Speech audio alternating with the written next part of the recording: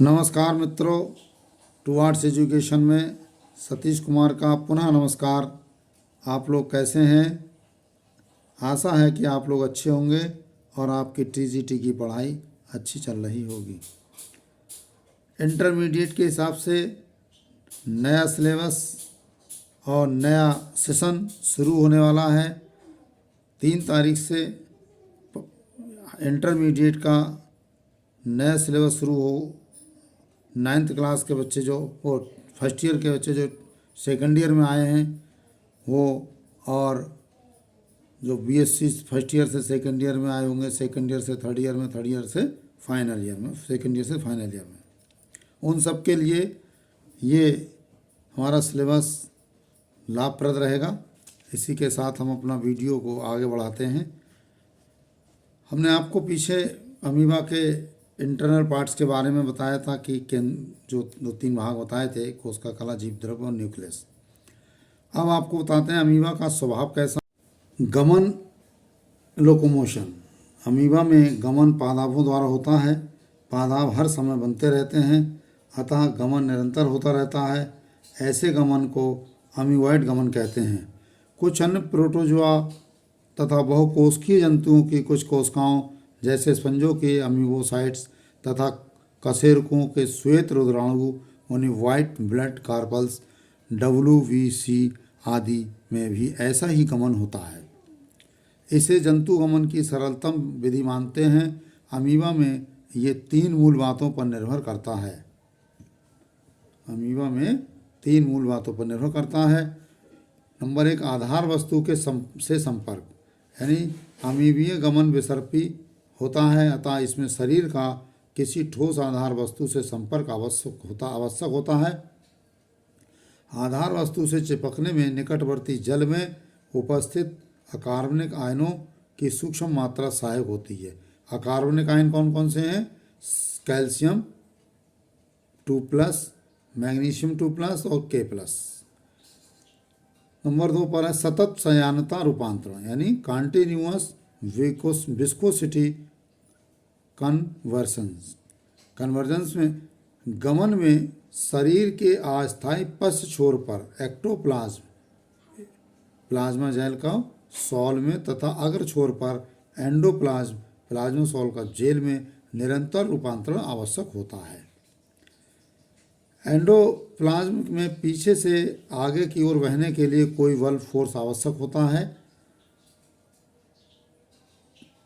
प्रायः कई पादाप एक साथ कई विभिन्न दिशाओं में बनने प्रारंभ होते हैं, परंतु शीघ्र ही इनमें से कोई एक अधिक बड़ा हो जाता है और शेष वापस शरीर में विलीन हो जाते हैं। बड़े पादाप की दिशा में शरीर का थोड़ा सा गमन होता है। शीघ्र ही किसी अन्य स्थान पर नए पादाप बनते हैं और गमन अन्य दिशा में होने लगता है। इस प्रकार अमीबा का गमन देर तक ही दिशा में प्रायः नहीं होता है। पादापों के बनने और गमन की विधि के संबंध में कई विभिन्न मत हैं। आसंजन मत, एडेशन थ्योरी, इसके अनुसार अमीबा में गमन कोशिका द्रव के ठीक वैसे ही जाने से होता है जैसे कि खुरदुरी ठोस सतह पर जल की बूंद गोल न रहकर अधिकतम आसक्ति की दिशा में बह जाती हैं। दूसरा है संकुचन मत, कंट्रक्शन थ्योरी। 19वीं सदी के प्रारंभ में ये समझा गया कि पादाप हार्निया की भांति अमीबा की सतह पर सबसे कमज़ोर भाग में शेष शरीर के संकुचन के कारण उभर आता है। सन 1835 में ये समझा गया कि अमीबा की कोशिका द्रव्य में गाढ़े जेल की संकुचनशील धारियाँ सी होती हैं जो पूरे द्रव्य पिंड को आगे बढ़ते हुए पादाप की ओर घसीटती हैं।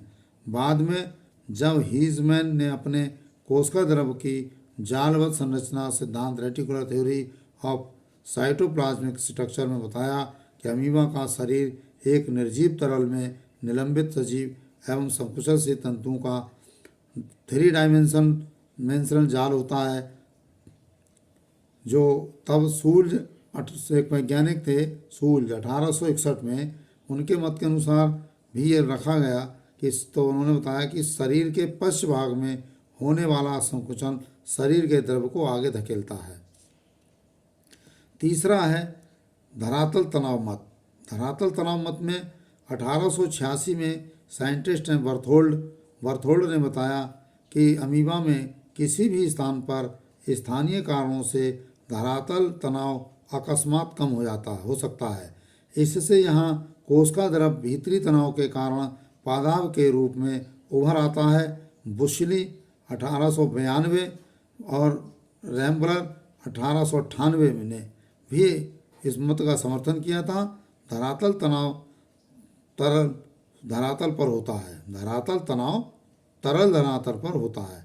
अमीबा की प्लाज्मा झिल्ली पर इसका अस्तित्व संभव सा होता है, जिसे ये सबस्ट्रेटम में दिखाया है कि आधार है और इस आधार से इस तरीके से ये बनता है और पादाब, और ये इस तरीके से फिर आगे यहाँ से फिर नया बन जाता है, आगे बढ़ के फिर जाके बढ़ेंगे, तो इस तरीके से ये आगे मोशन करता रहता है। ये जेनिंग्स के अनुसार अमीबा वीरू कोसा में लुढ़काव दिखाया है। जेनिंग्स के अनुसार है अमीबा वीरू कोसा में किस तरीके से होता है। ये मैंने आपको जो नाम बताया, बर्थोल्ड 1886 और बुशली 1892 और रैम्बलर 1898, ये बहुत महत्वपूर्ण नाम है और ये अक्सर आते रहते हैं। अगला है लुढ़काव मत, थ्योरी ऑफ रोलिंग मूवमेंट, यानी अमीबा वीरू कोसा नामक जाति के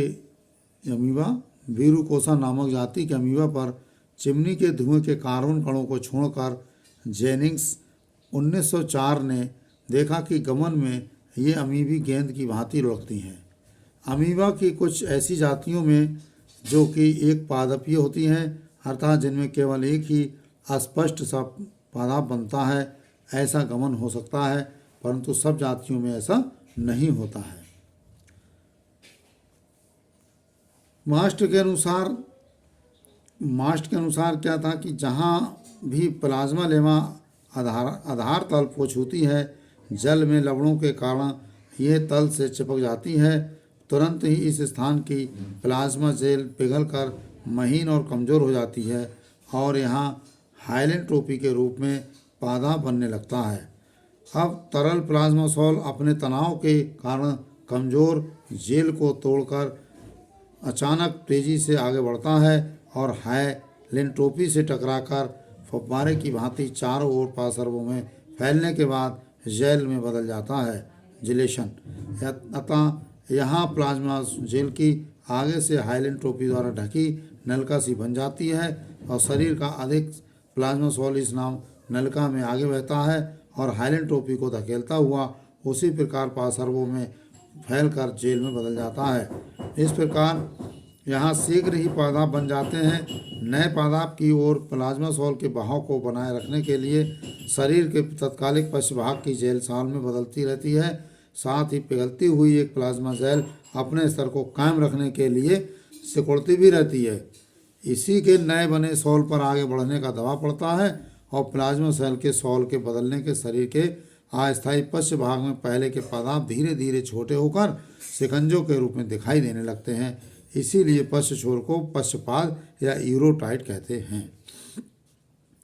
इससे इन्होंने दिखाया यूरोइड, कॉन्ट्रैक्टाइल वैक्यूल, फूड वैक्यूल्स और न्यूक्लियस, एक्टोप्लाज्म, सूडोपोडियम न्यू और ये नए सूडोपोडिया। इस तरीके पीछे पहले यहाँ रह गया, इधर से प्रेशर बना तो ये आगे बढ़ जाता है सूडोपोडिया। इस तरीके से आगे बढ़ता रहता है और ये गति करता रहता है रेगुलर। अगला है फव्वारा तथा क्षेत्र संकुचन। फव्वारा और क्षेत्र संकुचन में क्या है, फाउंटेन जोन कॉन्ट्रैक्शन थ्योरी। इसमें क्या है, एलन 1962 ने अमीबा के कोशिका द्रव के संगठन एवं गमन के बारे में एक भिन्न मत प्रस्तुत किया था। उनके अनुसार क्या था कि अमीबा का एक्टोप्लाज्म बाहरी तरल हाइलिन स्तर और भीतरी गाढ़े जेल स्तर में विभेदित होता है और एंडोप्लाज्म में गाढ़े जेल का एक एक्सियल कोर होता है तथा इसके चारों ओर एवं पीछे की ओर तरल सॉल का कर्तन क्षेत्र अक्षीय क्षेत्र का जेल आगे की ओर खींचता है और पादाप के छोर पर हाइलैंड टोपी से टकराकर फव्वारे की भांति पार्श्वों में फैलकर एक्टोप्लाज्म के जेल स्तर से मिल जाता है।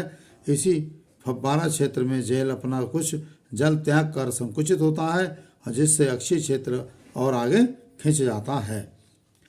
एक होता है कॉन्ट्रक्शन हाइरोलेट थ्योरी, संकुचन द्रव चालित मत। ये रिनाल्डी एंड जॉहन साइंटिस्ट थे, इन्होंने 1963 में बताया था।